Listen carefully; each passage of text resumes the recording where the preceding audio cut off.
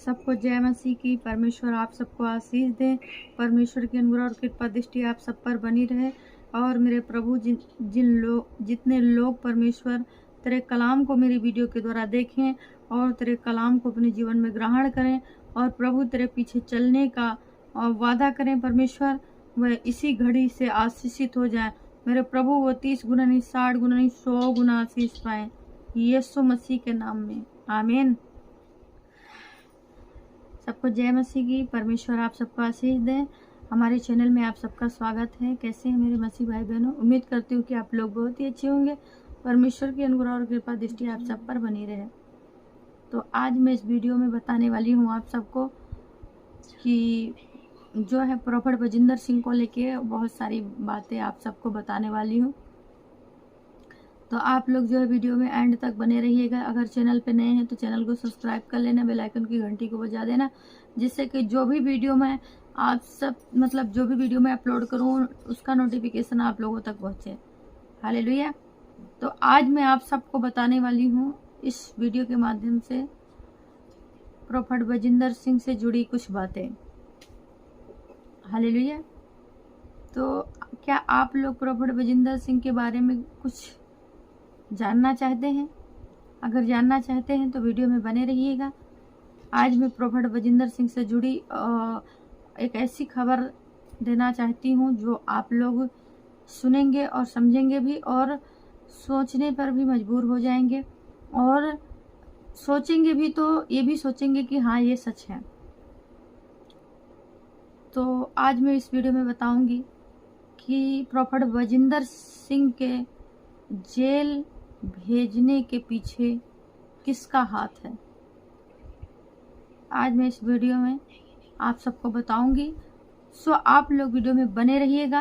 अगर आप लोग को जानकारी चाहिए कि प्रॉफेट बजिंदर सिंह के साथ छल कपट किसने किया है तो आप लोग इस वीडियो में बने रहिए।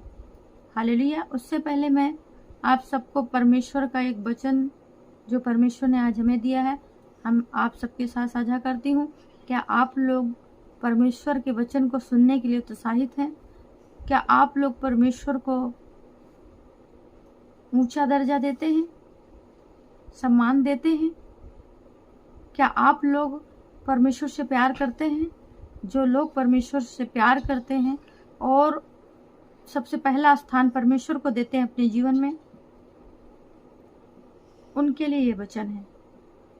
और मैं विश्वास करती हूँ और विश्वास के साथ कहती भी हूँ कि आप लोग जब वचन को अपने जीवन में ग्रहण करेंगे बड़े बड़े मिराकल को देखेंगे यीशु मसीह के नाम में, आमीन। तो क्या आप लोग परमेश्वर के कलाम को सुनने के लिए तैयार हैं?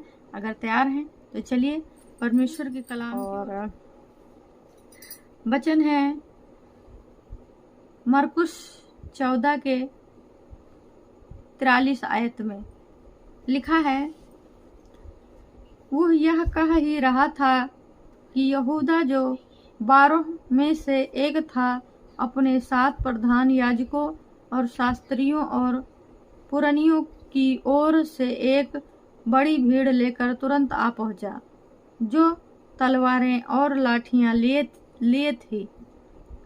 उसके पकड़वाने वाले ने उन्हें यह बता दिया था कि जिसको मैं चूमूं वही है, उससे पकड़ कर यत्न से ले जाना। यह वो आया और तुरंत उसके पास जाकर कहा, हे रब्बी, और उसको बहुत चूमा। तब उन्होंने उस पर हाथ डालकर उसे पकड़ लिया। उन में से जो पास खड़े थे एक ने तलवार खींचकर महायाजक के दास पर चलाई और उसका कान उड़ा दिया। यीशु ने उससे कहा, क्या तुम डाकू जानकर मुझे पकड़ने के लिए तलवारें और लाठियां लेकर निकले हो? मैं तो हर दिन मंदिर में तुम्हारे साथ रहकर उपदेश दिया करता था और तब तुमने मुझे ना पकड़ा, परंतु यह इसीलिए हुआ है कि पवित्र शास्त्र की बातें पूरी हो।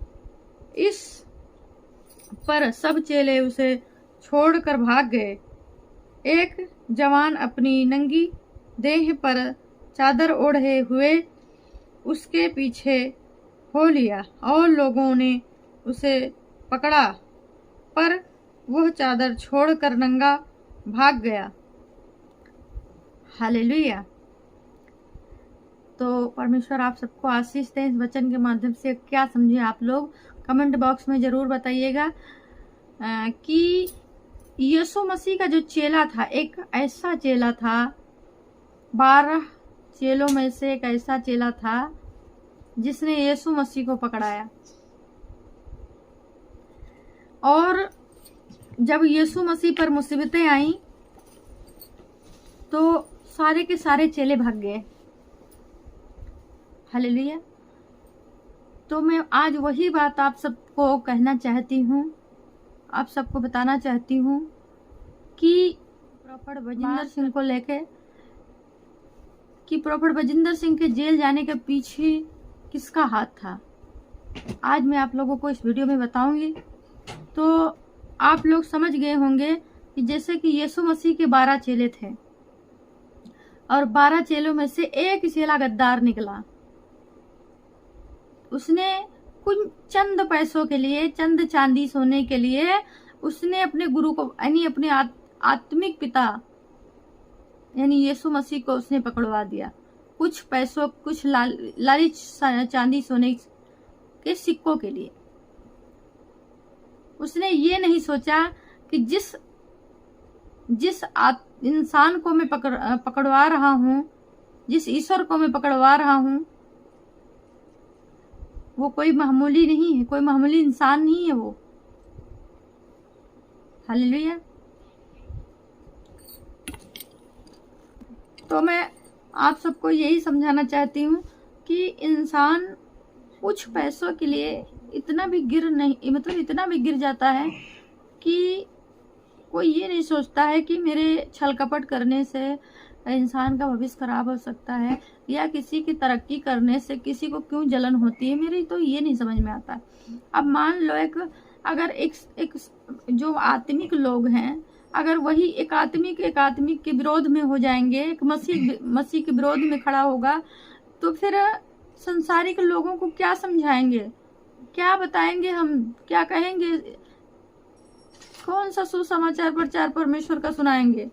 जब अपने ही घर में लड़ाई झगड़े होते रहेंगे तो मैं बाहर वालों को क्या समझाने जाएंगे, कौन सा सुसमाचार ले जाएंगे हम यीशु मसीह का। लेकिन ये भी सच है, बाइबल कहती है कि एक मसीह ही मसीह विरोध में खड़ा होगा। यीशु मसीह जब धरती पे आया तो उसके अपने लोगों ने उससे ग्रहण नहीं किया। तो बस वही है। तो प्रॉफेट बजिंदर सिंह के जेल जाने के पीछे किसका हाथ चाहते हैं, आज मैं आप सबको बताती हूँ कि प्रॉफेट बजिंदर सिंह के जेल जाने के पीछे एक लड़की का तो एक मोहरा था। लड़की तो एक मोहरा है, एक षड्यंत्र था उनको जेल भेजना। एक साजिश थी, राजनीति और षड्यंत्र और साजिश, ये तीनों प्रॉफेट बजिंदर सिंह के साथ किया गया। बाकी लड़की तो उसको तो मोहरा बनाया गया, ठीक है। और इसमें उनको जेल भेजने के पीछे कुछ ऐसे लोग थे, अब मैं क्या ही कहूँ, क्योंकि अपने मुंह से कहना शोभा नहीं देता है। परमेश्वर सब देखता है, जानता है। कुछ ऐसे पास्टर थे जिनका हाथ था प्रॉफेट बजिंदर सिंह को जेल भेजाने में। उनका नाम नहीं लूंगी, लेकिन कुछ ऐसे पास्टर थे जो प्रॉफेट जी के विरोध में थे और हमेशा उनसे चिढ़ते थे, हमेशा उनसे जलते थे, ठीक है। तो कुछ ऐसे लोग हैं जो कहते हैं ना कि अपने ही दगा देते हैं, कोई बाहर वाला नहीं जानेगा कि भाई इनके घर में क्या खिचड़ी पक रही है। घर का ही दुश्मन होता है। तो वही हुआ प्रॉफेट बजिंदर सिंह के साथ कि जिस थाली में लोग खाए उसी में छेद किया। जिन लोगों को प्रॉफेट बजिंदर सिंह ने अपने यहाँ पनाह दिया, सब कुछ किया, वही लोग उनके विरोध में हुए। हालेलुया। तो ये थी सच्चाई। सच देखिए मेरे भाई बहन, कड़वा है लेकिन सच है कि अपने लोग ही धोखा देते हैं। हालेलुया। तो अगर मेरी बात कोई बुरी लगी हो तो हमें क्षमा करना। हालांकि जो मैंने कहा है वो सच है, सच है, कड़वी है लेकिन सच है कि अपने लोग ही दगा करते हैं। हालेलुया। तो परमेश्वर आप सबको आशीष दे। और हम आप सबके लिए एक छोटा सा प्रेयर करते हैं और आप लोगों को अलर्ट भी करते हैं कि अपने लोगों से सतर्क रहिए। क्योंकि देखिए, अगर कोई तरक्की कर रहा है या वो आगे बढ़ रहा है तो अपने ही जड़ से काटने पे लग जाते हैं। कोई बाहर ही नहीं आता जड़ से काटने के लिए, मोड़ काटने के लिए, अपने ही लोग मोड़ काटते हैं। तो ऐसे एक वचन है परमेश्वर के कलाम में कि परमेश्वर कहता है कि 1 मिनट मैं उस वचन को पढ़ती हूँ। तो मैं आप सबके सामने एक छोटा सा वचन पढ़ती हूँ। तो मत्ती 7:15 आयत में लिखा है, झूठे भविष्यवक्ताओं से सावधान रहो, जो भेड़ों के भेष में तुम्हारे पास आते हैं, परंतु अंतर में वे फाड़ देने वाले भेड़िए हैं। उनके फलों से तुम उन्हें पहचान लोगे। क्या लोग झाड़ियों से अंगूर या ऊंटकारों से अंजीर तोड़ते हैं? इसी प्रकार हर एक अच्छा पेड़ अच्छा फल लाता है और निकम्मा पेड़ बुरा फल लाता है। अच्छा पेड़ बुरा फल नहीं ला सकता और न निकम्मा पेड़ अच्छा फल ला सकता है। जो पेड़ अच्छा फल नहीं लाता वह काटा और आग में डाला जाता है। इस प्रकार उनके फलों से तुम उन्हें पहचान लोगे। जो मुझसे हे प्रभु कहता है, उनमें से हर एक स्वर्ग के राज में प्रवेश ना करेगा, परंतु वही जो मेरे स्वर्गीय पिता की इच्छा पर चलता है। उस दिन बहुत से लोग मुझसे कहेंगे, हे प्रभु, क्या हमने तेरे नाम से भविष्यवाणी नहीं की और तेरे नाम से दुष्ट आत्माओं को नहीं निकाला और तेरे नाम से बहुत से आश्चर्य कर्म नहीं किए? तब मैं उनसे खुलकर कह दूंगा,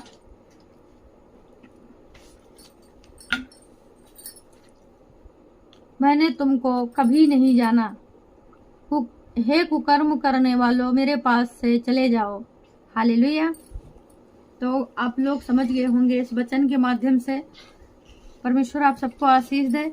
तो हमारा बस ये वचन बताने का मतलब यही था कि झूठे भविष्यवक्ताओं से सावधान रहो। जो काम तो परमेश्वर का करेंगे, सुसमाचार तो परमेश्वर का सुनाएंगे, लेकिन अपने ही लोगों का सर अंदर ही अंदर खोखला करते रहेंगे। हालेलुया। तो मेरा कहने का मतलब है कि अपने ही लोगों से सावधान रहो, क्योंकि अपने ही लोग हैं जो आगे बढ़ते हुए नहीं देख पाते।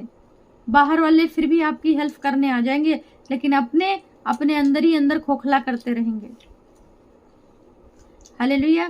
तो हमारा आप सबको बताने का और समझाने का यही मतलब है कि चाहे कितना भी कोई हे प्रभु कह ले, यीशु मसीह के नाम से दुष्ट आत्माएं निकाल दे या कुछ भी कर ले, लेकिन जब परमेश्वर के सामने वो जाएगा और परमेश्वर उसके जो है जीवन की चिट्ठा को खोलेगा, तब वो कह देगा कि हे कुकर्म करने वाले, मेरे पास से दूर चला जा, मैंने तुझे कभी नहीं जाना। परमेश्वर साफ कह देगा। क्योंकि जब तुम धरती पे थे तब तुम भाई काम तो मेरा कर रहे थे, लेकिन सुसमाचार जो भी है मेरे नाम से कर रहे थे, लेकिन काम बहुत गंदे कर रहे थे। तो परमेश्वर तुरंत भगा देगा ऐसे लोगों को। तो इसीलिए हमारा कहने का मतलब है कि झूठे भविष्यवक्ताओं से सावधान रहो। अब आप ही लोग सोचिए कि अगर एक विश्वासी के विरोध में खड़ा हो जाएगा तो भाई संसारिक लोगों को हम क्या सुसमाचार सुनाएंगे। हालेलुया। तो हमारा यही समझाने का आप सबको उद्देश्य था, और ज्यादा तो मैं कुछ नहीं बोलूंगी क्योंकि आप लोग तो समझदार हैं हमसे भी ज्यादा। तो परमेश्वर आप सबको आशीष दे और परमेश्वर की अनुग्रह और कृपा दृष्टि आप सब पर बनी रहे, और आप सब जो है परमेश्वर पर भरोसा रखिए और प्रार्थना करिए और परमेश्वर में बने रहिए। ठीक है। सबको जय मसीह की। God bless you.